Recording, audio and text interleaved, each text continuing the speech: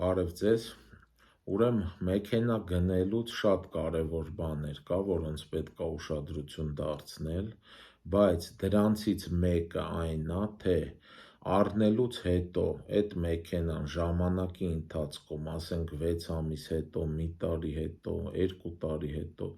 ինչքան իր գնի մեջ կկորցնի, այսինքն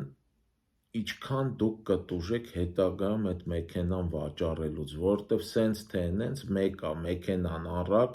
երբևէ պետք է վաճառեք տարբեր պատճառներով, փողապետ կամ վաճառում եք ավելի նորը գնեք եւ այլն,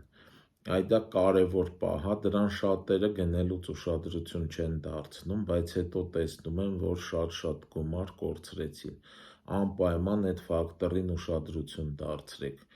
Տեսլա Cybertruck-ի օրինակը բերեմ, 4,5 անգամ գինը ընկավ, այսքանը ստեսցն։